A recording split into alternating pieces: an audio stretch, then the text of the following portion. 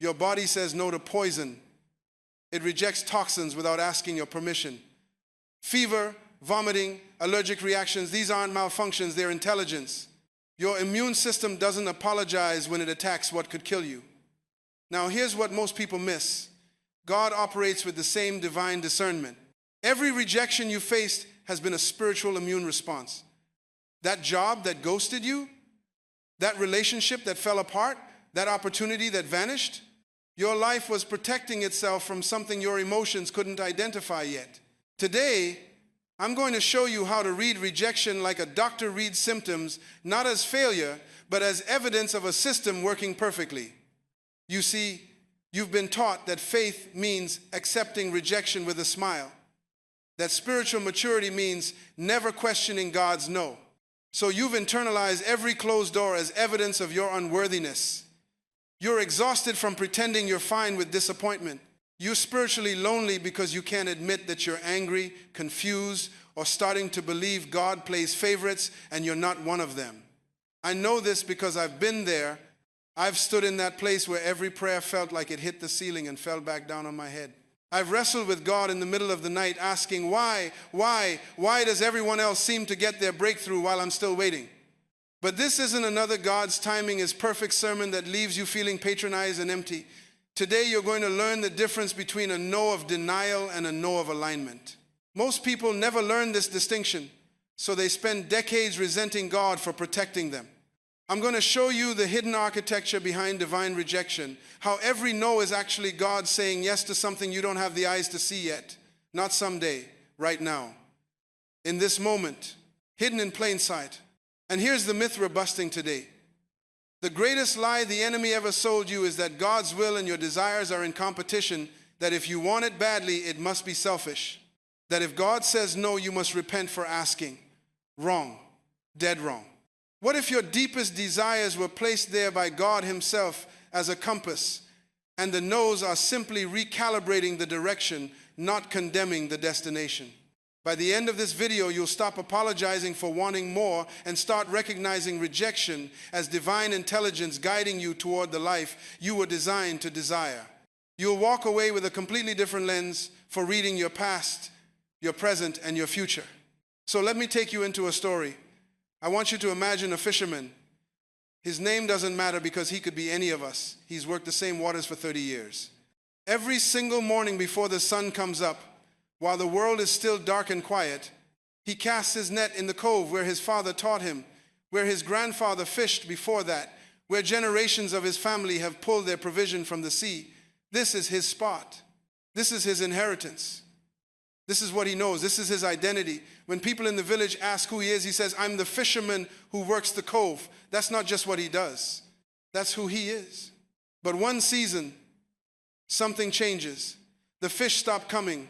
Not a few fish, all of them. The water goes silent. His nets come up empty day after day after day. Now, at first he thinks it's just a bad week. Weather patterns change. Fish migrate. This happens. Then it becomes a bad month.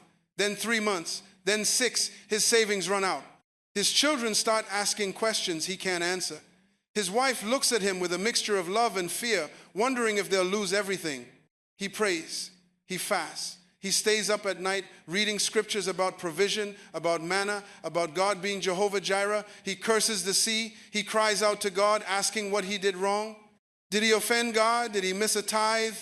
Did he fail somewhere? Did he step out of alignment? He goes through every possible explanation, every possible sin, every possible mistake. Other fishermen, they're catching fish in different waters. They pull up beside him and they see his empty nets and they shake their heads. They tell him, brother, move, try somewhere else. The fish are gone from here. Find new waters. But he refuses. He digs in. This is my spot, he says. God gave me this spot. My father fished here for 40 years and never went hungry. My grandfather before him. This is covenant ground. This is my promise. I'm not leaving. I'm going to stay right here until God opens the windows of heaven and pours out the blessing. I'm going to stand on his word. I'm going to believe even when I can't see. And everyone who tells him to move, he sees them as people of little faith. He sees them as quitters. He sees them as people who don't understand what it means to really trust God.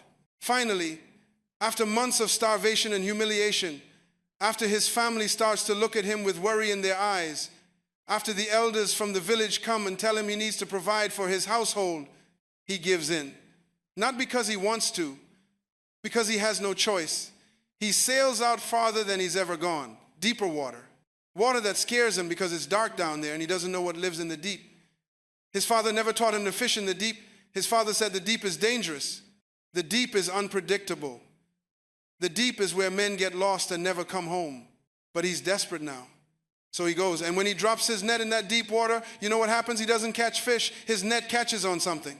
He pulls and pulls, and when he finally gets it to the surface, tangled in his net are pieces of something that glimmers in the sunlight. Pearls. Not fish. Pearls. He's confused at first. He didn't come here for pearls. He came here for fish. Fish is what he knows. Fish is what his family eats. Fish is what he sells at the market. But he goes back down. He dives deeper. And he discovers an underwater ravine, a hidden treasure bed that's been sitting beneath his cove the entire time, full of pearls that his shallow nets could never have reached. A fortune that was waiting beneath him while he was crying about the fish. Here's what most people miss in this story. God wasn't saying no to provision. He was saying no to limitation. The fisherman was praying for fish while sitting on top of a fortune. Every no, every empty net, every silent morning was God whispering, go deeper, you're not asking for enough. The cove was comfortable, the cove was familiar, the cove was what his father knew. But the deep was where his destiny was hidden. The deep was where the real blessing lived. And he couldn't get to the deep until God removed the fish from the shallow. See, if God had kept giving him fish in the cove, he would have never gone to the deep. He would have died in the shallow water, comfortable and provided for, but never wealthy. Never walking in the fullness of what was available to him. The no wasn't cruel. The no was strategic. The no was an invitation disguised as a loss. And this is what you need to understand. Sometimes God removes the good to lead you to the great. Sometimes he has to make the familiar stop working so you'll go looking for the exceptional. Now you might be thinking, but Myles, what if I go deeper and still find nothing? What if I take the risk and come up empty? What if the deep is just deep and there's no treasure waiting? Hold that question, because I'm about to flip everything you just heard. Let me take you into an operating room. I'm not a surgeon, but stay with me because this is going to make sense. A patient comes in, they've been in pain for months. They've done the research on the internet. They've read the medical forums. They've talked to friends who had similar symptoms. They think they know what's wrong. They walk in with confidence and they tell the surgeon, I need this surgery. I need it now.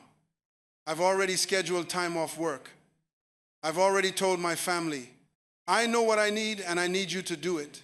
The surgeon listens, asks questions, examines them, runs the scans, looks at the x-rays, the MRIs, the blood work, studies the results carefully, and then says one word, no, I won't do that surgery. The patient is furious. What do you mean, no? You're supposed to heal me. You took an oath. I came here for help and you're refusing? I've been in pain. I've been suffering. I've been believing for this moment and now you're telling me no? Other doctors would do this surgery. Other doctors have done this surgery for other people. Why are you denying me? But the surgeon refuses because the scans revealed something the patient can't see. That procedure they're demanding, that surgery they researched, that solution they're convinced will solve everything, it would kill them. The pain they're feeling isn't coming from what they think it's coming from. The diagnosis they gave themselves is wrong. What they need is a different surgery entirely, longer, more invasive, more painful, with a harder recovery. But it's the only thing that will actually save their life. The surgeon isn't being cruel. The surgeon isn't withholding healing. The surgeon is being precise. The surgeon sees what the patient can't see. And here's what breaks my heart. The patient has a choice in this moment. They can trust the surgeon's no and submit to the surgery they don't want, or they can leave angry and find a doctor who will say yes to the wrong procedure. And some people, they choose the yes that kills them because they can't trust the no that would save them. God is that surgeon. And you've been demanding the wrong operation. You wanted the promotion, but God saw the tumor of pride it would have fed. You saw the salary. God saw the ego. You wanted the relationship, but God saw the codependency it would have locked you into. You saw the companionship. God saw the cage. You wanted the quick money, the fast success, the shortcut, the hack, the easy path. But God knows shortcuts create scar tissue that limits your range of motion for the rest of your life. The greater yes isn't always what you asked for. Sometimes it's what you didn't know you were dying without. Let me tell you what happens when you get what you're not ready for. I've watched it destroy people. I've seen ministries explode into a million pieces because the leader got the platform before they got the character.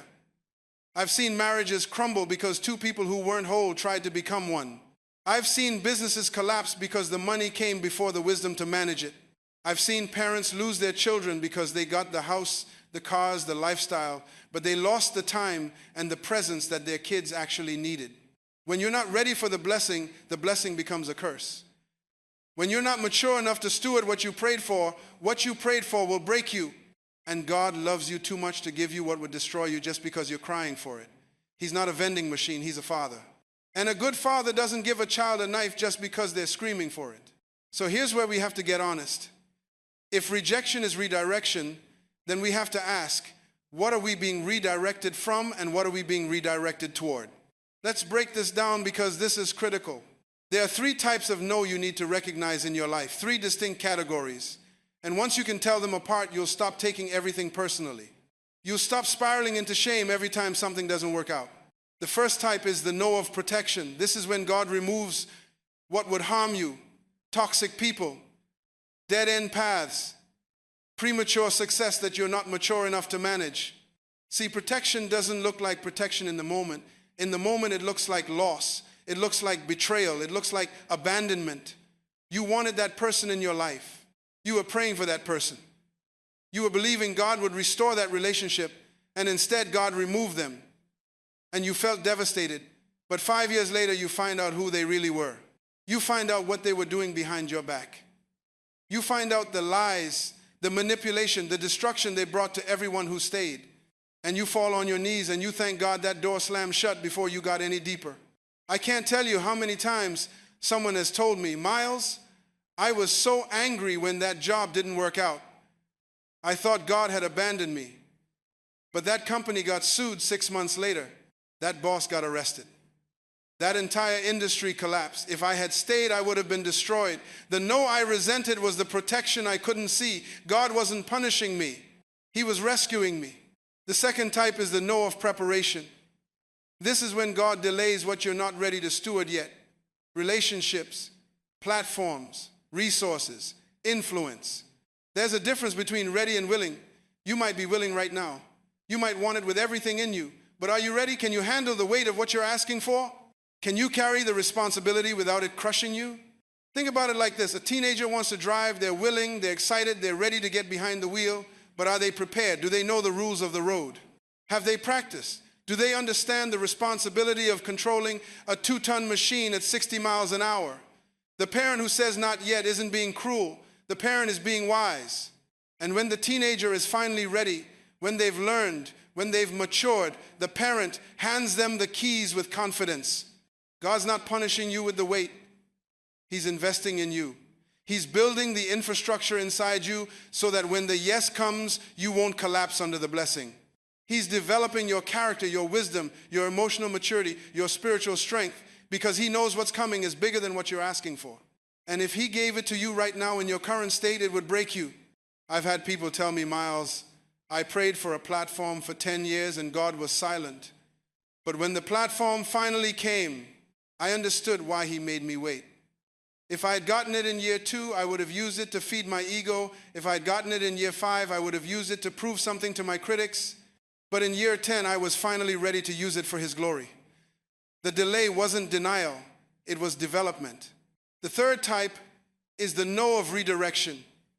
This is when God closes what was never yours to begin with because He's moving you toward your original assignment. See, most people spend their whole lives trying to force open doors that were never meant for them. They see someone else walk through a door and they think, I want that door. They don't stop to ask, is that my door? Is that my assignment? Is that my calling? Or am I just copying someone else's obedience? You see someone with a successful business and you think, I need to start a business. You see someone with a thriving marriage and you think, I need to get married. You see someone with a platform and you think, I need a platform.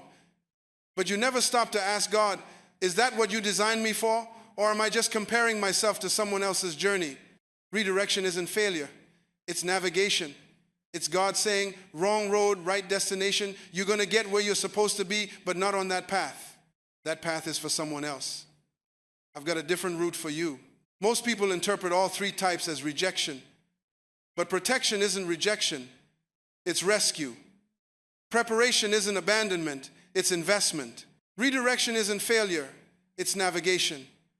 When you stop collapsing all no's into one meaning, you stop taking everything personally. You start reading your life with discernment instead of disappointment. Now here's the paradox, and this is where it gets deep. Stay with me. Your disappointment isn't preparing you for a similar opportunity later. It's disqualifying you from repeating the same mistake. God isn't training you to get the thing you lost. He's transforming you so you no longer want it. Read that again in your mind. The greatest yes isn't a better version of what you wanted. It's a desire you haven't awakened to yet. And the no you're mourning is the chisel removing the false self that couldn't carry what's coming. This is where most people get stuck. They think the goal is to get back to where I was before the loss. They're trying to rebuild what fell apart. They're trying to resurrect what died. They're praying for God to restore what He intentionally removed. No. The goal isn't to go back. The goal is to become someone who would never go back even if the door reopened. That relationship that ended, if God brought that person back tomorrow with a bow on top, the healed version of you wouldn't want them anymore. Not because you're bitter, not because you're angry, but because you've outgrown the version of yourself that needed that dynamic. You've matured past the person who would tolerate that treatment. You've evolved beyond the wounds that made you think that was love. That job you lost, if they called you tomorrow and offered it back with a raise, the transformed version of you would recognize why it never fit. You'd see how small that box was. You'd see how much you were shrinking yourself to fit into someone else's vision. The disappointment didn't prepare you for round 2. It disqualified you from repeating round 1. And that's not loss. That's evolution. That's growth. That's God loving you enough to keep you from going backwards. I want to tell you something that might sting at first, but will set you free. Some of you are stuck because you're trying to go back to Egypt. You're out of slavery, but you're still craving the leeks and the garlic. You're free, but you're nostalgic for your chains. You're romanticizing what God delivered you from. And every time you try to go back, God blocks the path. And you call it rejection, but it's protection. He's not letting you return to what you've outgrown. Let me tell you something else. We talk about closed doors like they're barriers, like they're walls, like they're punishments. But what if closed doors are actually mirrors? What if God isn't locking you out? What if He's showing you what you look like when you're trying to force your way into the wrong room? A closed door doesn't mean you're not worthy. It doesn't mean you're not good enough. It doesn't mean you're not anointed. It means this isn't it. This isn't your assignment. This isn't your calling. This isn't your tribe. This isn't your timing. And if you'll stop kicking it down, if you'll stop crying at the threshold, if you'll stop jiggling the handle hoping it'll magically unlock, you'll notice something. The hallway you're standing in has other doors.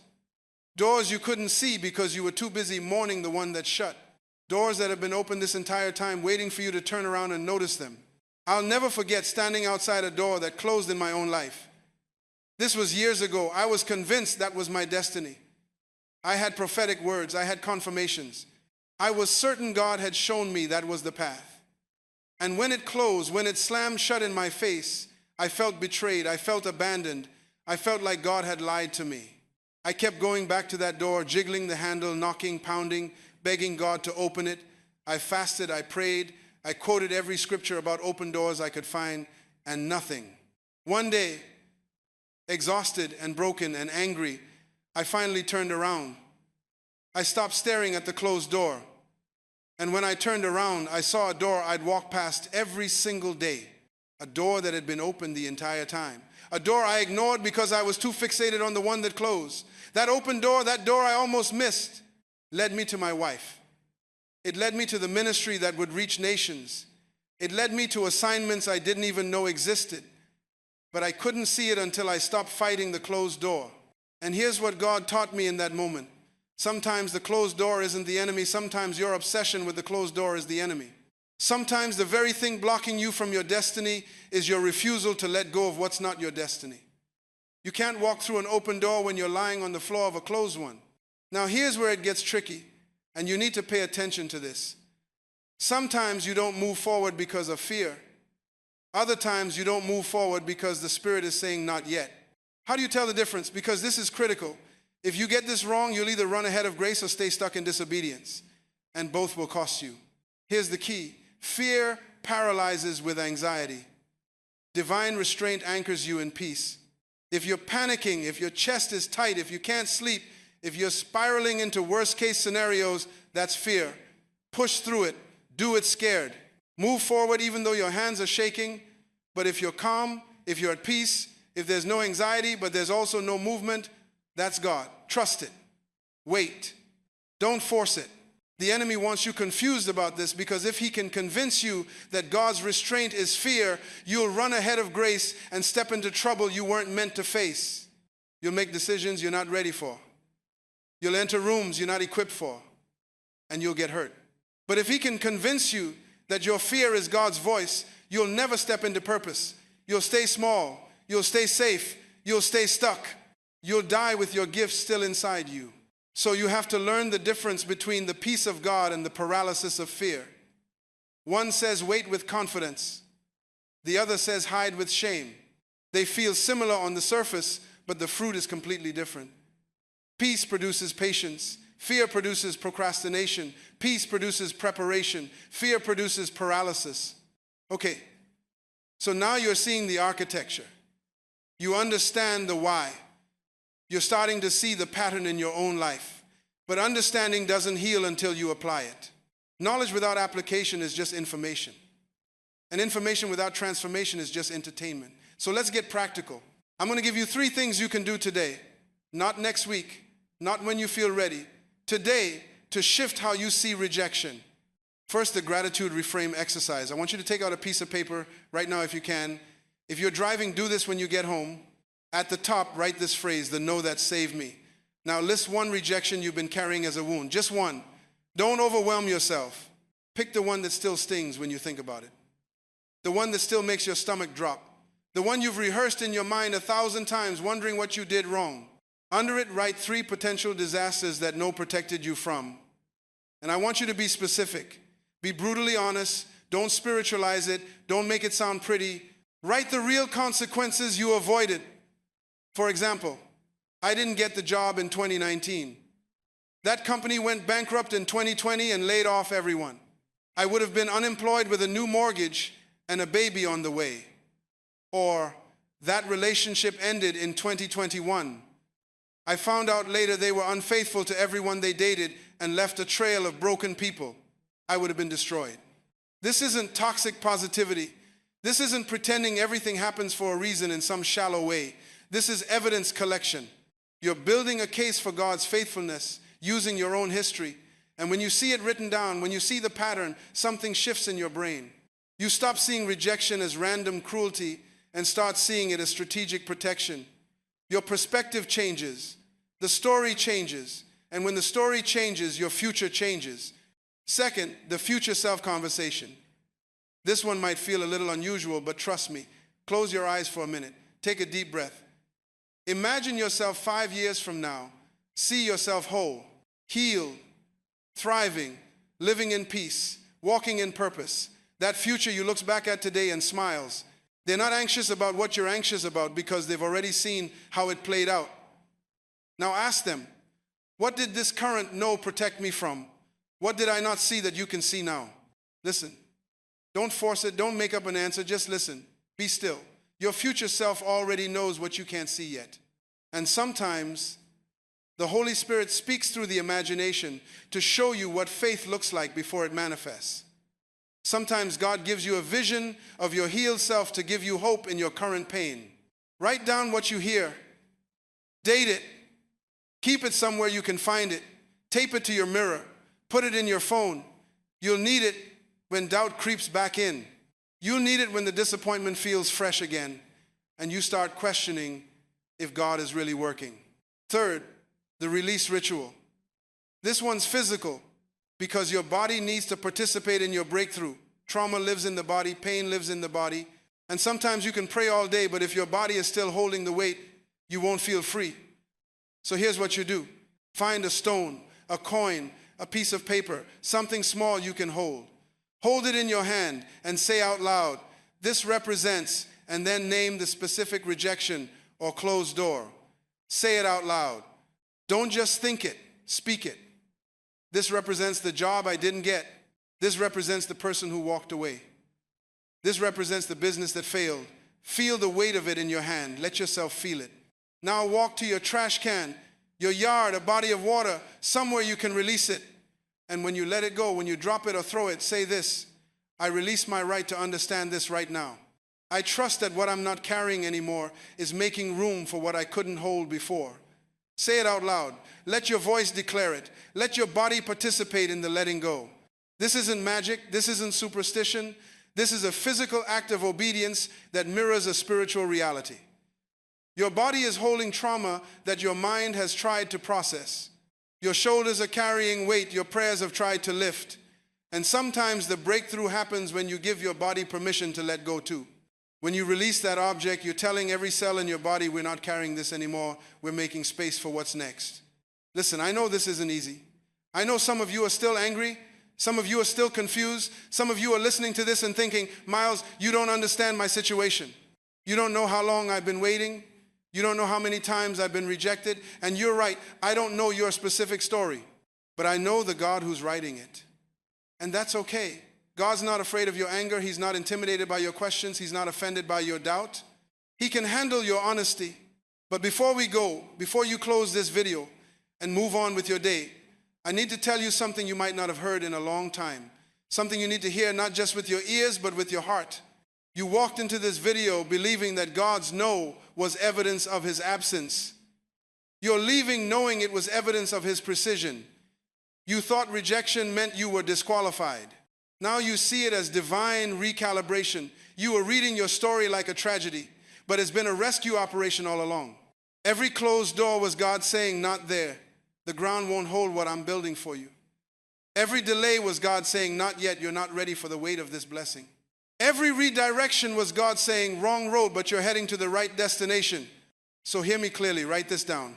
Tattoo it on your heart. You are not forgotten. You are not overlooked. You are not punished. You are being positioned. The no you heard was not a verdict.